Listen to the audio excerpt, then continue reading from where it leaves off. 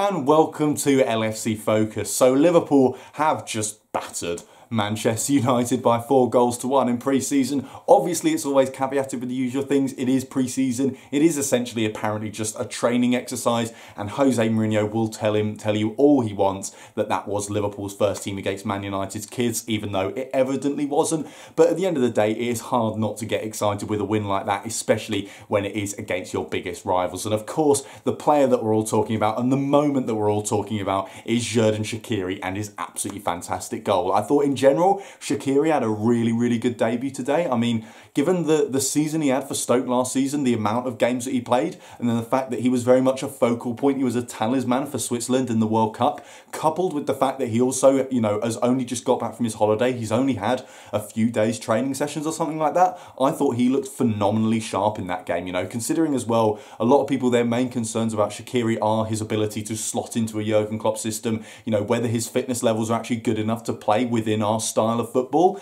The way that he got about, the movement that he was getting in, the amount of pitch that he actually covered in that first half was really impressive. He was always looking for the ball, he was always showing for it, he was always trying to get on it and make things happen. And sometimes that can be a bad thing. Sometimes players can almost abandon their position because they want the ball too much, and you could maybe make a case for Shaqiri doing that this evening. But I think, at the end of the day, it is pre-season, it is his debut. Of course he wants to impress, and the signs we saw today were very positive indeed. I thought it was very interesting to see that the role he played within the side as well. I think most people, myself included, when he first arrived, saw him as essentially a straightforward backup for Sally, someone who's going to play down that right-hand side, who's going to cut inside and score goals with their left boot, basically. But he played very much a free-form role in the game today. He was a number 10, he was a creative player. He was just playing off of Daniel Sturridge, who was the centre-forward for most of that second half. I thought he looked best when Sturridge was on as well. They had a really nice partnership going, and I think Shaqiri played off of him really well, and I think that's the kind of forward that complements his style, playing as a number 10 the best. So I thought it was very interesting to see him in that role, because we all know that Jurgen Klopp has a little bit of a dilemma on his hands. We do have a slight creative problem. We don't necessarily have an out-and-out number 10 in the side. So it was interesting to see Shaqiri playing in that role, and I think the signs so far have been incredibly positive from him today. I mean, he had some really nice play involved in the Daniel Sturridge goal, the second goal that Liverpool scored. I thought his hold-up play was very good. The ball comes over the top. He uses his strength really well, which is something that he's been accused of not doing in the past. We can see he's a strong lad. He is a massive unit of a player, and I think people have sometimes suggested that he almost doesn't use that strength to its maximum potential, but we certainly saw him do that with the Sturridge goal, holding off Eric Bailly, who is a big fella, and then playing the ball through for Sturridge. He holds it up really well. He waits for the run. It's unselfish. It's trying to help your teammates out more than yourself, and it's a really nice assist that he bags there. And then obviously the moment that everyone's talking about, the banger, the belter, the absolute screamer of a goal, the kind of thing that we've all come to expect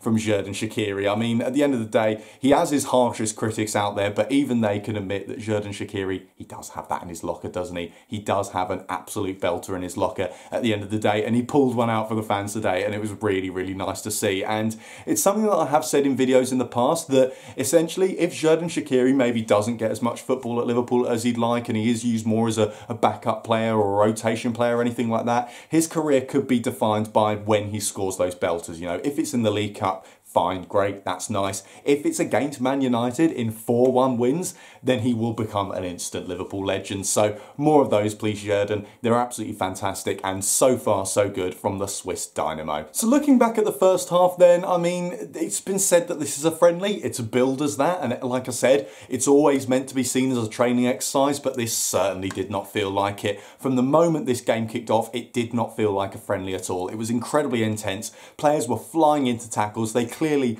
wanted to win this more than most, and that's how it should be with the Liverpool Man United game. The players should never see this as a non-competitive match. It should always be an opportunity to get one over your opponents, and Liverpool certainly treated it like that in the first half. I thought the midfield press was absolutely fantastic. Those three players, Fabinho, Milner and Lallana, all combined really well in the centre of the park, and actually I think that's the main reason we basically dominated the ball for pretty much the entire first half there. I thought Fabinho was excellent in the way that he tackled settled. You know, he never makes a clean tackle, if you get what I mean. You know, whenever he goes in, it's not just about winning the ball, it is about leaving something on the man as well. And that's not necessarily dirty, because he is trying to win the ball at the end of the day. He is trying to play football, but he's a tough defensive midfielder. He's a rough-housing footballer, and he likes to impose himself. And that's something that Liverpool have been lacking in the past. We've been lacking someone who just likes to get in the opponent's face a little bit and actually hurt them a tad, and that's especially useful in these kind of games against Man United. So I thought the way he tackled, the way he swept up, and his positional intelligence as well, you know, he was very defensively astute in stopping Man United from basically putting any attack together whatsoever. You know, they were completely blunt for most of that first half, and I think that really helped to free up the players in front of him. You know, Milner and Lallana, they were free to press high, press fast, get up in the opposition's face and try and lead the attacks, and I think that's the only place where they really came apart. I think Lallana especially just was missing something ever so slightly in the creative role, and it does come back to this issue of not having a natural number 10 in the team. I mean, Lallana looked great as a box-to-box midfielder today. Like I said, he pressed great, he tackled great, he got in the opposition's face and he drove forward, but when it came to actually passing the ball and creating chances and linking up with those front three players, it really did feel like something was lacking today. So, you know, Lallana looks great as a box-to-box player, but I think after that game, I have doubts about him playing as a number 10, especially against opposition of the highest level. But yeah, all in all, it was a really good first half in terms of how we dominated. I think it's definitely a pen, and to be honest, we should have got another. We should have had two at least in that first half, but Mane took it really, really nicely. He does look pretty tidy on penalties so far, so I thought that was good. It was interesting to see Mane actually play the creative role almost again. You know, of the entire front three, he is the one that drops deepest. He's the one that goes into those central roles more and looks to actually create, and he did that really well. I mean, the link-up play between him and Salah in that first half was fantastic. You know, it was almost on a telepathic level, the way they linked up with each other, the passes, the movement, the intelligence, it all looked really, really nice. And to be honest, it was befitting of probably a goal for Salah or Mane, the way they got forward, because they both looked really good. Both of them look very sharp as well, which is a fantastic thing, and it does really feel like they are going to be bang in form for the start of the season. And then obviously, we do concede a free kick in that first half. It is the only chance that Man United actually ever created at any point. I mean, at the end of the day, sometimes you have got to bow down to the strike. You have got to say he's hit the ball really nicely there. I mean, it would have been nice to see Grabara dive. Obviously, it is pretty far out of his reach, so it's possible he never reaches it. But,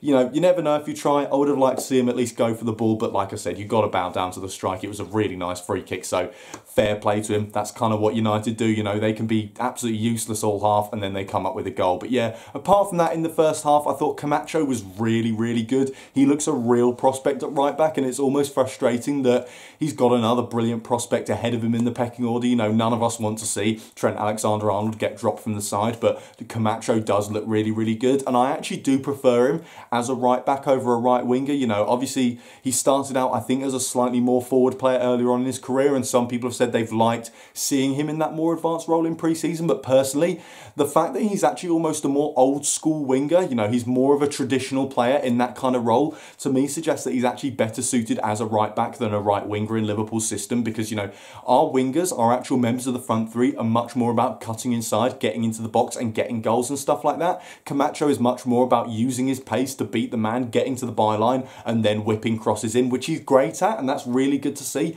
but that's more what we're after from our right backs rather than our right wingers. So yeah, it is a shame that Trent Alexander-Arnold's ahead of him in the pecking order, but to be honest, I think he's almost edging ahead of Klein, because when you think about those League Cup games and those FA Cup games where we are going to be coming up against lesser opposition, you know, teams that are going to sit back, there's not going to be that much defensively demanded of our fullbacks. And when I look at how both of them have performed into pre-season, I think Camacho actually looks better than Nathaniel Klein going forward. So he looks a really good prospect. I thought Moreno looked good as well. You know, he covered reasonably well in the counter-attacks. He makes a really nice tackle as well. It was a do-or-die tackle when Man U did try and get forward. He just flew into it in the way that Moreno always likes to do, and he actually won the ball really, really smartly, so that was good to see. I thought Solanke is continuing his upward progression so far in pre-season in that game. He does look so much better when he's got Mane and Salah alongside him. He looks better in that Firmino role as opposed to, you know, a focal point striker. I said it after the Man City game, and we saw it again today. I think the only issue I had was maybe that he wasn't getting on the ball enough almost. I think Salah was almost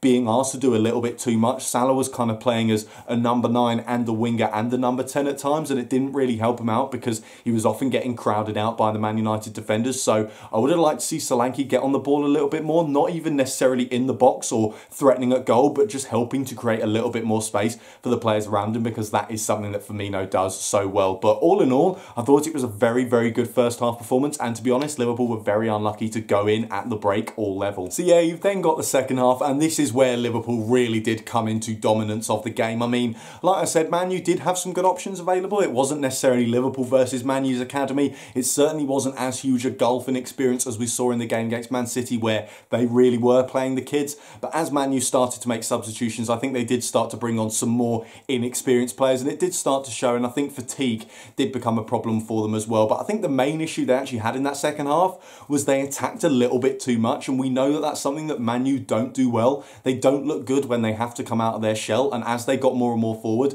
Liverpool were just picking them off on the counter-attack more and more, and you know, it was really exciting to see. But as a Man U fan, you've got to be worried watching that. But yeah, I felt like they were definitely the victims of their own downfall. I thought Sturridge was definitely another standout player in that second half. Like I said, Shaqiri is the one that we're all talking about, and he did have a really, really good debut, but Sturridge was almost part of that equation because, you know, he really has transformed himself in pre-season. I thought his running and positioning was really, really good. He had made a very tidy finish for the goal as well, you know, on his right boot, which is his weaker foot and something that has been a weakness of him in the past. You know, it's not just that that's not his stronger foot, that is definitely his weaker foot. We know that Daniel Sturridge isn't great on his right foot, so to make that finish in a crowded penalty area as well after the ball from Xherdan Shaqiri was really, really nice to see. And he does look like he's enjoying his football more as well. You know, he looks happy to be making runs down the channels, he looks happy to be dropping deep, and he also looks happy to just wait in the box for his chance as well. So I think he really does look like he's transformed his game to try and fit into Jurgen Klopp's plans.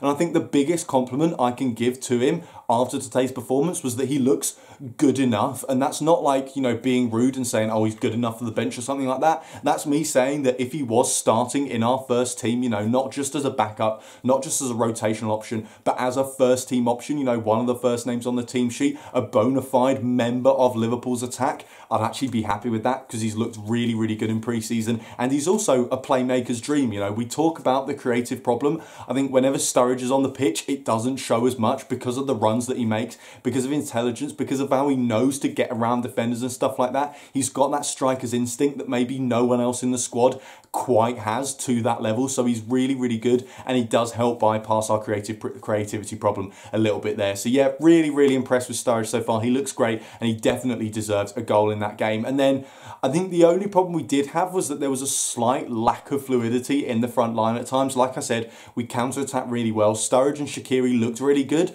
but maybe a few of the players on the fringes, like Ojo, like Ben Woodburn as well, could have just done with a little bit more sharp passing, a little bit more incisiveness, and a little bit more drive to get at the opposition as well. And that could have ended up being really, really embarrassing for Man United, because at the end of the day, a 4-1 scoreline almost flattered the way that they played in that game. But yeah, apart from that, in that second half, I thought Nat Phillips had a pretty decent game as well. You know, again, didn't really put a foot wrong. The only time where he did make a mistake, he recovered from it really, really well. He got back, he tackled Alexis Sanchez. He did that very, very impressively. So again, I've actually been really impressed with Nat Phillips, and I think he is someone that Jurgen Klopp will now start to be considering as a potential centre-back option next season. You know, not as a first-teamer, not as someone who's going to play in the big games, but when he does need to rotate for the cup games and the midweek games and stuff like that, I think Nat Phillips is starting to look like a player that he might actually have in his thoughts and think, you know what, you could do a job for me here. So that was great to see as well. I thought Ojo took his penalty nicely, but to be honest, I'm a little bit iffy about his decision to actually take it in the first place. I think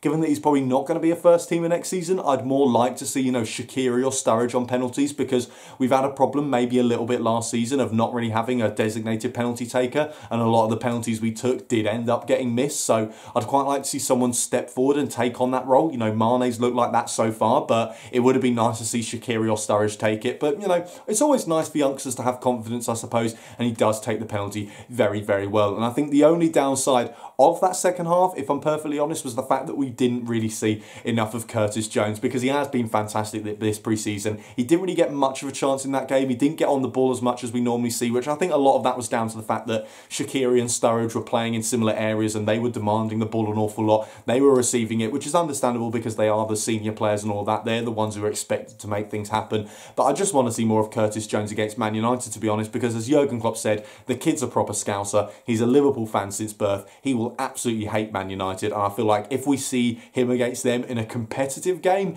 this season, then it could get very fiery indeed. But yeah, all in all, I thought that was an absolutely fantastic game. Nothing but positive signs to take away from it, to be honest. A great debut from Xherdan Shaqiri. Mane and Salah impressing once again. Daniel Sturridge once again forcing his way even further into the first team plans, and at the end of the day, a 4-1 win against Manchester United is something you definitely can't complain about. So yeah, thank you guys very much for watching. I'm sorry that the setup is a little bit different because it is late at night. I didn't want to do it nearby anyone who was sleeping, so I've chosen this area. Unfortunately, it's not as great as the usual studio, but there you go. Thank you very much for watching. Do like the video if you enjoyed it. Hit that subscribe button there if you're new around here. Check out some of the other videos that have been out on the channel over the past few days as well, and I'll be back hopefully with some transfer news or news from Liverpool's training camp in France. Bye for now.